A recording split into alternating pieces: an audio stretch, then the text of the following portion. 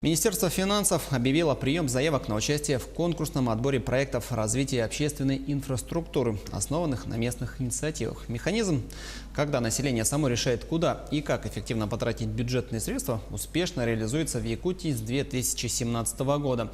А с этого года в конкурсе на получение субсидий до 3 миллионов рублей могут участвовать еще большее количество муниципалитетов, в том числе и городские поселения. О программе поддержки местных инициатив, условиях участия в конкурсе и что это дает поселениям, подробно мы сегодня поговорим с руководителем проектного офиса по реализации программы поддержки местных инициатив в Якутии Министерства финансов Республики Светланой Колодезниковой. Светлана Романовна, здравствуйте. Скажите, пожалуйста, вот что такое программа поддержки местных инициатив и для чего она нужна? Добрый день. Программа поддержки местных инициатив – это одна из практик инициативного бюджетирования, позволяющая населению участвовать в выборе проектов, которые они хотят реализовать по своему месту жительства. Программа поддержки местных инициатив, она, вот как правильно вы сказали, реализуется в Республике Саха-Якутия с 2017 года, а в России уже с 2007 года, то есть больше 10 лет. И в настоящий момент где-то порядка 53 субъектов Российской Федерации уже внедрили у себя вот такую практику инициативного бюджетирования, то есть с привлечением граждан, с активным участием. Вот какие-то конкретные, может быть, примеры, успехи. Вот с 2017 года реализуется программа уже второй год, да, практически завершен, да, начинается второй год. И вот каковы успехи все-таки за этот небольшой промежуток времени? Вот в 2017 году, когда программа запускалась в пилотном режиме, у нас участвовали только 5 муниципальных образований. Это 4 района: Верхневилюйский, Хангаласский, Усть-Алданский, Чурапчинский и городской округ Жатай. И из 78 муниципальных образований, которые вот входят в территорию этих районов и городского округа, да, у нас приняли участие 66 муниципальных образований, но это где-то порядка 80%. И вот в 2017 году Министерству финансов было предусмотрено 32 миллиона рублей. И прошли конкурсный отбор 32 заявки. То есть был очень такой, вот 66 участников и 32 победителя, очень был жесткий конкурс. В 2018 году уже сумма была увеличена субсидии, в бюджете были предусмотрены 500 миллионов рублей, поскольку участвовали уже все муниципальные образования республики. И из 409 у нас приняли участие 376 муниципальных образований. Процент был даже немножко выше, где-то порядка 86-87%. Заявки, прошедшие конкурсный отбор,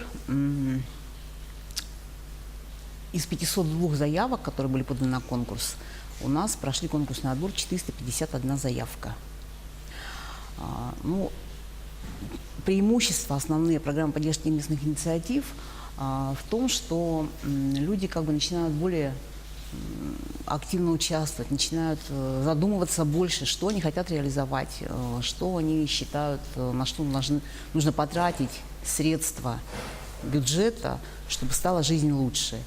И основным показателем, конечно, того, что программа у нас активно стартовала и успешно стартовала, это является участие самих граждан, сельчан, горожан при выборе проектов. Если в 2017 году у нас где-то процентов 10 от проживающих в 5 муниципальных образованиях, да, приняли участие, то в прошлом году у нас по республике просто были вот впечатляющие на самом деле результаты. Если брать в общих таких показателях, это где-то порядка 14% населения участвовали уже в итоговых собраниях, то есть они голосовали за выбор того или иного проекта, да. А если брать вот в относительных, вернее, вот в абсолютных числах, то вот могу сказать, что у нас были собрания, где присутствовали более 1000 человек. И в 2017 году у нас были такие собрания, где присутствовали по 1000 человек и более. Вот в селе Чурапча у нас, например, там присутствовали 1400 человек. В 2018 году, когда вот выбирались проекты на 2018 год, у нас уже не только в селе Чурапча, уже в селе Майя у нас были тоже где-то 1480 человек, в Вилюйске было 1000 человек. В общем, очень были большие такие собрания, очень активные, очень показательные, ну, что лишний раз свидетельствует, что людям действительно не все равно.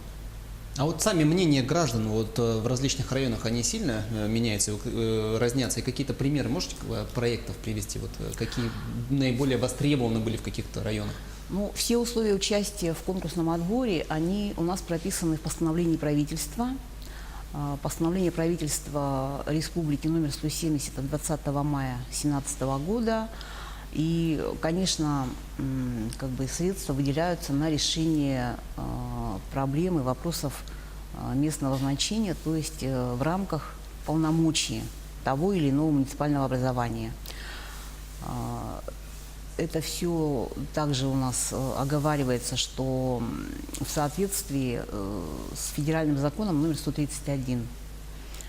Статья 14, 15, 16 – это те статьи, которые регулируют полномочия, допустим, городского, сельского поселения или городских округов.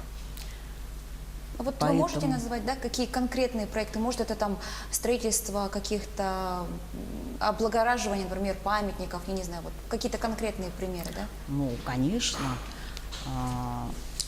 В соответствии со своими полномочиями, значит, администрация муниципальных образований, они решают достаточно широкий круг вопросов, и поэтому люди выбирают то, что они хотят. Например, строительство детских площадок, спортивных площадок, да, благоустройство территории, внутридворовой территории, проект по освещению, по местам захоронения, по содержанию, по ремонту дорог. То есть очень широкий спектр на самом деле вопросов, которые можно решить с помощью этой программы. А вот вы уже говорили о том, да, сколько заявок поступает. А вот каков механизм рассмотрения этих заявок и кто может претендовать на субсидии в этом году? Заявки мы принимаем на 2019 год с 10 января до 8 февраля. Заявки все представляются в электронном виде. Значит, у нас имеется специализированный автоматический комплекс. Это электронная система, где муниципальные образования могут регистрироваться. Для каждого муниципального образования есть свой логин-пароль, и они вносят туда все свои данные. То есть в начале протокол собрания, конечно, на котором выбирается какой-то проект, да, для участия в конкурсе, и затем на основании вот уже выбранного проекта оформляются документы на заявку. Заявка также подается в электронном виде, и все критерии учитываются, те, которые заполняются в заявке, да, все критерии учитываются, по каждому критерию заявка получает определенные баллы. После 8 числа, когда у нас уже будет закрыт доступ к системе, поскольку будет закрыт прием заявок, все заявки будут обсчитаны, они будут ранжированы в соответствии с полученными баллами, и на основании этого будет составлен рейтинг, и те заявки, которые вот подпадают под сумму 500 миллионов, будут объявлены победителями. В прошлом году тоже было так, то есть все заявки были обсчитаны. Мы тоже проводили прием заявок где-то с 16 января по 14 февраля, и 2 марта у нас уже состоялась конкурсная комиссия в прошлом году. Ну, вот первоначально в конкурсе принимали участие села, чуть позже присоединились города, да, и уже с этого года будет участвовать и город Якутск. А вот насколько активны города именно? Вообще, конечно, города, они на самом деле активны. И в прошлом году у нас очень хорошие были проекты выбраны, например, и по Мирному, и по Нерингри. Они обустраивали детские игровые площадки, да, как бы занимались благоустройством. То есть люди выбирали благоустройство своих дворовых территорий. В этом году, вот в прошлом году у меня тут есть данные, у нас, если говорить конкретно по крупным городам, в прошлом году у нас на конкурс поступило 20 заявок. В этом году от этих же крупных городских поселений у нас поступило 23 заявки. Но это данные оперативные, поскольку у нас конкурс продолжается, поэтому я думаю, что количество заявок будет, конечно, намного больше. То, что касается города Якутска, город Якутск может участвовать в программе вот уже начиная с 2019 года. Да? И город Якутск может предоставить на конкурс до 10 заявок. Это каждая заявка, на поддержку каждой заявки предусмотрены средства в размере до 3 миллионов рублей, то есть город может получить до 30 миллионов рублей. Довольно немаленькая сумма. Да, довольно немаленькая сумма. И у нас все собрания по выбору проектов проходили в конце прошлого года. То есть где-то в октябре, в ноябре, некоторые проводили в декабре. Город у нас, конечно, тоже подключился, но собрания там идут даже до сих пор, потому что у нас по городу ситуация такая, что в некоторых городских управах у нас произошла смена руководителей управ, да, и поэтому получается, что как бы некоторые вот новые руководители, они вот только сейчас начинают подключаться к этой программе, то есть начинают звонить и интересоваться. Ну вот буквально в эту субботу я тоже ходила на собрание центральной управы, состоялось, где рассматривался вопрос благоустройства дворовой территории, придворовой территории.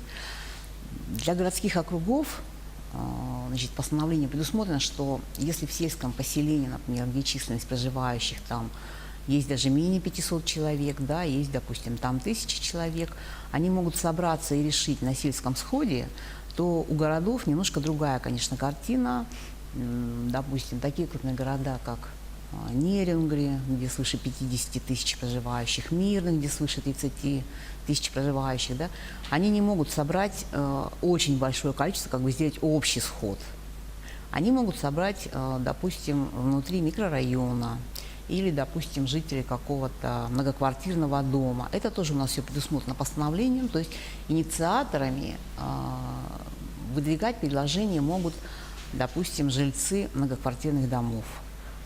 Могут выдвигать проекты, скажем, представители ТСЖ.